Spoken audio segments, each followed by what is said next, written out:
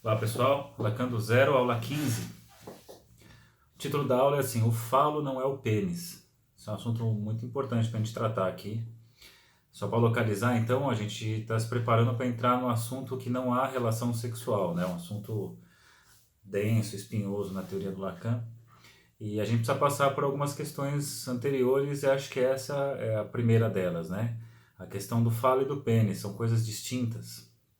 Eu sei que a maioria que estuda psicanálise sabe disso, né? Mas não é raro escutar a gente falando, tudo é questão de falo, o pinto, Freud só fala de pênis, só fala de pinto, só fala isso, daquilo, então a coisa acho que não vai bem por aí, né? Da mesma forma, quando a gente fala de castração, entendendo que a castração seria perder um pedaço, né? Se perder o pênis, perder, né? Ser arrancado o pênis, o pipi do menino, e que a menina ela já se vê como castrada, despossuída, então acho que é legal passar por alguns pontos sobre isso, né? Então na castração, quando a gente fala disso, é muito mais a castração do gozo. A gente estava falando na última aula daquela aproximação entre o objeto A e o conceito de mais-valia do Marx, certo? E de forma muito geral e muito superficial, a ideia que a gente colocou foi assim, que o trabalhador trabalha X, mas o que ele recebe é X menos um. Esse menos um fica como lucro do capitalista, fica como lucro do sistema, né? E isso continua mantendo, girando essa estrutura capitalista. E a gente localizou a própria estrutura do objeto A dentro dessa característica. Então, assim, você busca um objeto, mas é um objeto que não é totalmente encontrado, porque ele é muito mais um contorno em torno de um nada, criando, né, um sulco, uma falta, e que no centro tem essa falta, esse vazio. Então, o objeto empírico não é encontrado, então toda vez que o sujeito vai de encontrar o objeto A, existe um desencontro, e essa própria estrutura de encontrar sempre parcialmente o que ele busca, parcialmente o objeto, significa que uma parte do que ele poderia gozar desse objeto, usufruir desse objeto, se furta dele, né? Escapa dele, desliza dele. Então, isso vai manter a própria estrutura de realimentar o processo do desejo, né? Então, aqui, neste amanhã para amanhã, então mais ou menos assim, o sujeito encontra o objeto, mas vê não é exatamente esse, como se fosse assim, volte amanhã que amanhã você encontra. Aí vai atrás do objeto, não encontra, volte amanhã que talvez você encontre. Então, nesse de amanhã, caracteriza a própria estrutura da pulsão, tipo, de tentar acertar o alvo do objeto, mas ela não consegue acertá-lo, só contorna o objeto. Então, essa estrutura de sempre estar faltando um pedaço, de faltar um pedaço, é isso que a gente chama de castração na psicanálise, né? Se você pegar com Freud, ele traz a questão da castração, quando ele pega o caso do pequeno Hans, de fato a castração estava ligada ao órgão ali, né? A castração era o medo de ter o pipi arrancado, que a mãe faz essa ameaça, né? Então tem essa preocupação levando ao pé da letra o que é essa castração. Agora, quando a gente começa a falar mais para frente da obra do Freud, e mesmo os pós-freudianos, as leituras de pós-freudianos de comentadores de Freud, e principalmente a leitura que o Lacan faz, mostra que a castração não tem a ver com a castração do pênis, tem a ver com a castração do gozo, né? Uma interdição do gozo. Isso significa o quê? Que no momento a criança tem livre acesso para onde ela bem entender em termos de busca de prazer. Então é aquilo, né? Você pega uma criança pequena, ela se enfia no meio dos pais, ela beija na boca da mãe, beija na boca do pai, senta no colo, toma banho, né? Se mistura, toda uma coisa assim, sem limites, né? É um lugar em que não existe pecado, não existe juízo, então ela pode ficar ali fazendo tudo que ela bem entender. E chega uma hora, e aí a castração entra, que tem uma interdição disso. É a hora que é mostrado um circuito, ó, você é autorizado a andar por aqui. E fora disso, isso é proibido. Então, quando a gente fala de castração, a castração há uma circulação, né? Ao gozo de toda uma estrutura, né? De todo um objeto. Então, quando a gente fala de castração, uma parte vai se furtar, uma parte vai ser proibida, né? Uma parte vai ficar faltando. E aí, então, a citação do Bruce Fink, na página 126 do livro, que é o livro que a gente está estudando, diz assim, ó: o sacrifício envolvido na castração é ceder um determinado gozo ao outro e deixá-lo circulando no outro. Isto é, deixá-lo circular de alguma forma fora de nós. Na prática, isso vai significar o quê? Que graças à castração, que a criança, né, que o sujeito começa a sair então desse lugar ensimesmado inicial, numa relação narcísica com os pais, né, numa relação de completude, e vai buscar fora aquilo que está faltando. Então alguma coisa falta, né, nesse núcleo inicial que ele vai precisar buscar fora. O Levi-Strauss, antropólogo, ele tem uma frase muito interessante que explica bem isso. Ele diz assim: as interdições possibilitam as circulações. Significa o quê? As interdições de gozo possibilitam as circulações que vai buscar fora ali desse clã, né? Então, se você já assistiu o filme La Luna, por exemplo, é um filme muito legal para entender essas questões. Então, no primeiro momento, você tem ali pensando no Levi-Strauss e nesse filme, você tem ali para o sujeito as várias opções, no caso assim, das mulheres do seu clã. Então ele tem livre acesso a todas elas, de todas as formas, porque não tem nenhuma lei que as interdite ou que diga o que elas, ou qual a relação que pode ter ou não com elas, né? E o Levi-Strauss vai dizer que a partir do momento que vem essas nomeações a partir da castração, fica definido que tipo de circulação existe no outro. Então, quando você diz assim, mãe, e pensando na herança cultural, mãe tem as suas interdições com relação aos tabus do incesto. Agora, amiga, por exemplo, já implica um outro tipo de circulação de gozo, né? Então, você vai pegar a Maud Manoni, a Françoise Doutor, ela vai dizer a importância da palavra, por exemplo, quando os pais se colocam como amigo dos filhos, né, amiga do filho, não que não possa, né, nesse sentido, mas quando o peso que tem uma palavra, assim, eu sou o melhor amigo do meu filho, eu sou a melhor amiga do meu filho, eu sou a melhor amiga da minha filha. Quando você fala isso, ele diz assim, quando você fala de ser amigo é uma relação circular, uma relação que não tem hierarquia, uma relação que tudo meio que pode na amizade. Quando você fala de uma relação de pai e mãe, já é uma relação hierárquica. Então, nem todo tipo de substituição é possível, de circulação é possível, né? Então, começa a pensar como é interessante as consequências, né, dessa questão do gozar e das interdições do gozo. Então, disso que se trata é muito importante tanto para a psicanálise em geral, mas como para a questão do não há relação sexual, que é um tema que está chegando aí. E aí depois, uma outra questão é o falo e a função fálica. E aí é o ponto que eu abri o vídeo, que é dizendo o falo não é o pênis, né?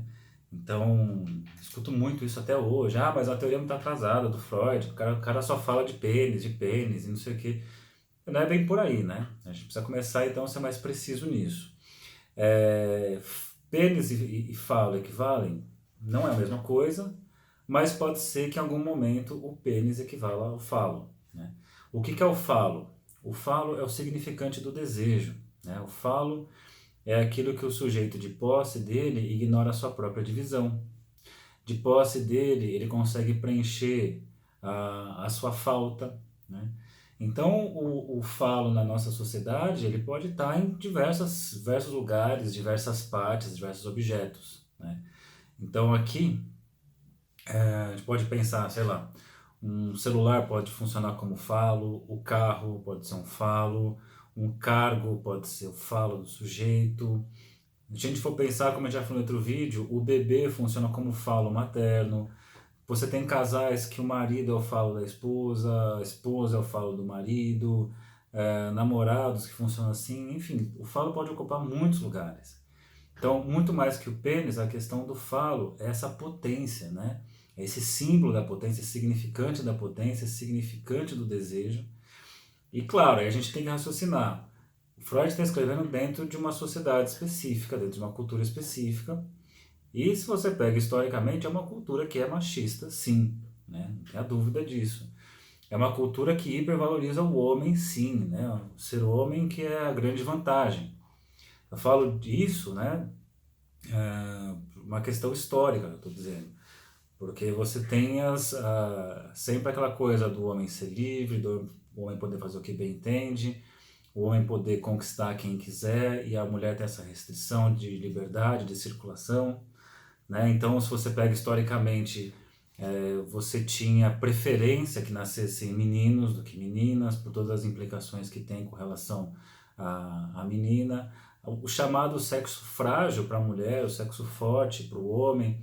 Então, todas essas coisas que culturalmente vão fazer o quê? Se a gente está falando em questão de potência, né, de significante do desejo, o que vai ser mais desejado, parece? Né? Parece que uma sociedade machista, ela deseja muito mais que você tenha ali as figuras, os homens, esses homens bem poderosos, né, fálicos e tudo mais, que parece que estamos vendo isso de uma maneira intensa ultimamente no nosso país, mas não vou entrar nesses méritos não, né? Então, é interessante como, por conta desse contexto todo muito machista, que é a nossa cultura, obviamente o que vai ser o falo vai ser justamente, então, essa figura do homem. E se a gente for pensar o que vai representar o homem, pelo menos historicamente, a primeira diferença entre um homem e uma mulher, né? Você pega um menininho e uma menininha de 5 anos, 4 anos, só existe uma única diferença, que é o pênis, né? É o pipi. E aí então vai se atribuir toda imagine todo esse discurso, né? Um discurso machista, um discurso de subjugação da mulher, né? Um discurso de hipervalorização do homem, tudo isso vai ser condensado, né? Vai ser tudo, projetado em cima desse órgão. Então você vai ter aqui, coloquei no texto, que no final das contas a anatomia vai condensar todos esses discursos. Mas veja que não tem potência isso aqui, o pênis. Mas esse discurso que favorece a esse aspecto ao lado do homem, né, o que é ser homem, como você tem esse tipo de discurso, ele entra como uma equivalência pelo pênis. E aí vem essa confusão de achar que estamos falando de falo quando falando de pênis. Ou falando de pênis, estamos falando de falo. E a coisa não é assim. Né? Então, quando a gente fala disso, acho que é legal para começar a desconstruir essa imagem. Então, o falo não se resume à anatomia. Né? Não significa que um homem tenha o falo e que a mulher não tenha o falo. Não se trata disso. Se trata muito mais de fantasias de potência, fantasias de completude, né? Fantasias de possuir algo que é o que todo mundo deseja. É muito mais dessa ordem. Só que, historicamente, numa sociedade como a nossa, em determinado momento, o menino se percebe possuindo aquilo que é hipervalorizado por uma cultura, e ele se orgulha de ter isso, e a menina se interroga, cadê, por que ela não tem essa coisa que todo mundo diz que é mó barato ter. Então aí começa a entrar, vai ser um tema fundamental para o nosso próximo assunto, não vai ter como fugir do que é o complexo de Édipo. Nós vamos pensar o Édipo em cima desse raciocínio aqui. Então, é interessante se pensar o que é o falo quando você vai escutar um paciente, ou o que é o seu falo, o que é o falo do outro, o que é o falo de cada uma das pessoas. Então, uma coisa que eu costumo falar, e vocês vão ver na clínica claramente, já comentei agora, o carro, o celular, a roupa, o corpo, né, o corpo sarado, que funciona como um grande falo, coisas do tipo. E você vai ter, obviamente, o sintoma funcionando como o falo da pessoa, né? A doença como o falo. Então, a pessoa com aquela doença, ela controla o mundo à volta dela. Né? Com aquela doença, ela pode fazer todo mundo gravitacionar em torno dela. Né? Seja, sei lá, a pessoa pode ter uma depressão, pode ter qualquer outro tipo de transtorno, algum nome que ela se aproprie daquilo, e com aquilo em mãos, ela tem esse poder. Né? Ela ignora a própria falta, a própria divisão. Então, para finalizar, eu coloquei 2 perguntas, assim, existe uma centralidade do falo na psicanálise? Sim, existe. O falo é um elemento central para se pensar uma série de coisas, inclusive para entender o Édipo, inclusive para entender a questão da diferença sexual, da não relação sexual. E a outra pergunta é, existe uma centralidade do pênis na psicanálise? Não, não é a mesma coisa. Né? Então, não confundam falo com pênis. E por fim, o falo determinará completamente um e não completamente outro. Então já usa esse raciocínio assim, a questão do falo vai ser um determinado tipo de sujeito, vai ser todo determinado pelo falo. Um outro tipo de sujeito vai ser não todo determinado pelo falo. Né? E isso vai fazer a distinção entre ser homem e ser mulher na psicanálise. Então na psicanálise, ser homem e ser mulher não tem nada a ver com ter pênis ou ter vagina, não se trata disso. Né? Então, inevitavelmente, vamos ter que tratar de complexo de Édipo no próximo assunto e as outras coisas que acho que causam um pouco de polêmica no senso comum, né? Que é a questão justamente do que é ser homem e o que é ser mulher. Tá bom? Bons estudos